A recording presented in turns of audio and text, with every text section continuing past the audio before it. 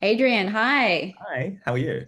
I'm so good. Sorry, this is my first ever interview, so I'm a little bit nervous. I have to let you Don't know. be, don't be. It'll be fine. I first want to say to you that just really congratulations on a truly amazing film. I was very moved by it, and I'm very blown away by it. So good job. Thank you. Thanks so much. So my first question for you is, what made it important for you to tell this specific story through a genre lens, and not so much like I guess a straight drama or whatever? Yeah, that's a good question. I loved this genre ever since I was a little kid. I really loved scary films, Best. and yeah, they're the best. They really make you feel something, and I think that was really important to me making this movie. I also know that horror movies have been important to a lot of queer people, and I say that not just as, a young gay man growing up in Australia. I know LGBTQIA plus people all around the world have turned to this genre, and many people say that the genre has been shaped by a lot of great queer artists and writers throughout history, especially going way, way back when they couldn't actually talk about these themes. It was quite taboo to talk about being queer in their life, and people who lived in earlier times, and so they used this genre as kind of a metaphor to explore all of that sense of otherness and being an outsider. So that was really important to me. And on top of that, I think when I started thinking about this process, I was tapping into a lot of personal experiences of like homophobia growing up and that sort of thing. But I also was reading about exorcisms being performed on queer teenagers all in lots of different cultures around the world. And I thought maybe I could make a film about that, about something, kind of like something a bit like The Exorcist, but it's got a queer bent to it. But then I couldn't quite make it work. The only way I couldn't make it work without justifying what those people believed when they were performing those practices, this idea that there's like a gay demon inside of people. And so I Yeah. started thinking about what the opposite of that would be. And I came up with this idea of a horror movie monster that takes the form of your desires. It looks like the person you want to be with. And once I had that idea, I thought, well, this is a horror movie. It's very clearly a horror movie. But I also wanted to tell a love story about two young people. So I was Yeah, able and I have to say I was pretty like blown away by the actual like romantic element of the film, and a few times I found myself being like, oh, like to. so yeah, I really love that, and I just think it's just such a creative idea. So what an amazing job you've done there. So my next question is, one of my favorite things about horror movies are just the communal experience in a cinema that you can kind of have. So my question is, what are you most excited about for audiences to experience all together in the cinema with your movie? Definitely the jump scares. That's a fun Yeah. one. But no, what you were just describing, that connection between Joe and Stacy, and a lot of that chemistry you talked about, that is because of them. That's because they just have a natural chemistry with each other, a natural connection with each other. And also because of, as great actors, they just sort of made themselves available to do that. And that was a really big part of it. And I think watching a connection between two actors like that, when you're in a room of other audience members, some of whom you might know, some of whom you probably don't know, something sort of happens. I don't want to sound too woo-woo, but I think that connection you're watching on screen then causes a connection between everyone sitting around you, and that's very, very magical. So yeah, I'm really excited for that. I love that. And just a follow-on question, do you have a favorite movie, like memory, of a horror movie you saw in the cinema? A horror movie I saw in a cinema. I'm trying to go back to like watched a lot of horror movies at home when I was a kid. Yeah, I me too. didn't take into many, but I did secretly watch a lot of them. Favorite horror movie moment, I'd have to go with when I was in a cinema. What was I? I actually saw what do they call it? Like a repertory run of The Exorcist, the original, the Oh, first. so good. Yeah, and that was one that really like I think I'd understood it when I watched it at home, but it wasn't until I watched it on a big screen that I went, oh right, I kind of get why this was so I know. iconic. It's So crazy how much it can kind of change your experience seeing it in the cinema. I love that. So my next question for you is I am really obsessed with unique movie marketing, and I really loved how you did like an open letter via Instagram to, I guess, all the fans saying that, you'd love to see some fan edits, and you even did like a Dropbox of all these like unseen footage. So I guess I'm just wondering like what inspired that approach, and what role do you think fan creativity has in a film's life like today? well, we had a lot of support from Neon about that from our distributor in the US. They really Awesome. encouraged it too. And I think whenever there is a movie or a TV show with a queer love story in it, I think the fans really love to create fan art, fan fiction, and fan edits. So, in talking with Neon, we just made this decision where we thought, well, let's encourage it. Let's put some clips out there and let people really show their creativity in terms of how they appreciate the connection between these two characters. I love that. Yeah, I just think that's It's the first time I've seen anyone do that, and I was very impressed. I love that. So I want to say that I have read a lot of already like very moving reviews for your film via Letterboxd, and some people are calling it the quintessential queer film. And I guess I want to know, what does that mean to you?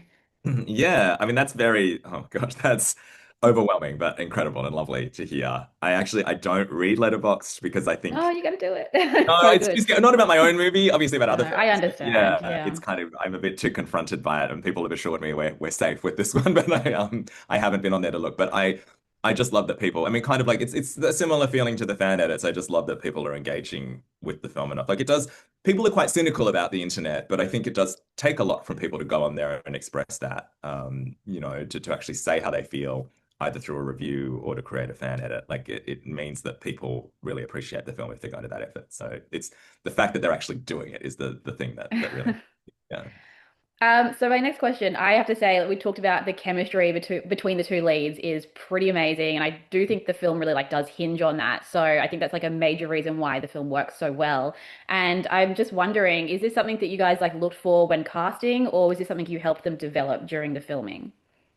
It was both, really. I mean, I think when we did the auditions and we did the callback auditions, since we had a short list of actors, we flew Joe over from Adelaide, where he lives over here in Melbourne, to do like what we call a chemistry test with Stacey. And as soon as they were in the room together, I think even before they started acting, they were just hanging out and chatting. We kind of So an sweet. energy here that's really great and really cool. And before we even got into the bit of do you believe that there would be an attraction between them, we just knew that there were just two actors that were fun to watch together, even without a love story thrown in there. And then they started doing scenes, and I mean, obviously, we don't do intimacy scenes or anything like that in an audition, but they just started doing some of the scenes that were just the bits where they're kind of, interacting or arguing over things, and it just became very clear that there was just a real spark between the two of them. And we knew that instantly. And then once we were in rehearsals for the film, which was a few weeks before we started shooting, we did lots of exercises with them just to get to know each other. I took them for a drive around some of the locations where we shot. I'd sort of drop them off in different places and tell them to turn to Find My, what is it? What's the app on your phone? I can't remember. So Like this by my a friend or little older than something. them. Yeah. And then, there was an app that they used to find each other on their phones, and I just told them to just find each other on your own and maybe find a gift for each other just on the side of the road or whatever, and then connect and then find each other. And then I did that sort of in the middle of nowhere. And then I remember I sent them to this like shopping mall in the middle of nowhere, and I told them to go into the shopping mall in character and buy each other gifts. And Oh, that's main so character the sweet. whole time. It was quite funny because I gave them a big pep talk about how, the people in that shopping mall, they're your audience and you have to respect them. Don't drop character and don't worry. No one knows you're an actor playing a part. Like it's totally fine. You're so safe. And of course, as soon as Joe walks in there, these big guys walked up to him and they're like, "You're that kid from the movie with the hand. Yeah, you are. You are." And so we had to like quickly like cover his face and walk away and keep going with the exercise. But we did lots of fun stuff like that. And I got them to go and like do an escape room together because we had that scene with the snake at the start. I got them to go and hold a snake together and do all that sort of thing. And I think by the end of a couple of weeks of just hanging out and doing stuff like that, they were just very real with each other. And that was the most important part to me was that they could just be themselves around each other, just as humans, and rather than feeling like they had to act all the time, which was really great. Amazing. Yeah, I have to say my biggest fear in life is toads. So you got me twice in this movie. I was traumatized. So thank you for that. Okay, so I want to ask you if there is one thing that the audiences take away from the movie, what do you hope it is?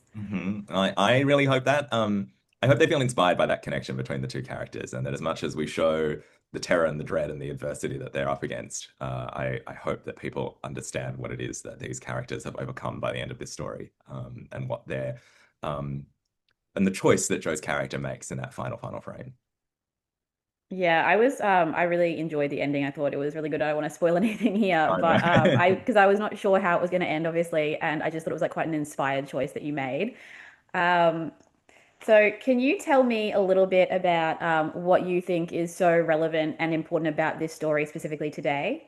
I have made a film that is obviously a film about homophobia or about the LGBTQIA plus experience, but I think it's a film that's, I hope, speaks to anyone who's been through this stage of their life where they're learning about themselves and they're discovering their feelings, and they may have difficulty going out to the world and facing the world with that.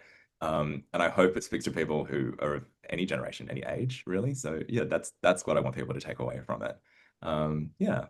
Yeah, I was quite moved at like just the coming of age element of it, and obviously the romance as well. So that was amazing. Can you tell me if there was a particular scene that was like really difficult to pull off, either emotionally or technically? Interested in that. The hardest scene for me was probably there's a scene sort of in the second half of the film where the pastor's daughter takes them out to a car park and you know, Oh, into too much yes. detail. It was technically a very difficult scene to shoot. There were cars, there were stunts, there were bits of fight choreography, and it was all at nighttime, so we were up till like 4 in the morning shooting it. But apart from all that sort of technical and logistical stuff, it's the part of the film where you see real world aggressive homophobia and just as a director emotionally to have to go there, and I know for all the actors to have to go there, that was a really challenging thing to have to do. And I do remember like turning out to our producer Sam Jennings quite a few times, going, "How do I do this next bit? What am I doing? What am I trying to say here?" And just trying to get my head around all of it was that was a really really tough night. But I think we all got there because the team is so strong. Everyone worked so well together. So that was the thing that got me through it.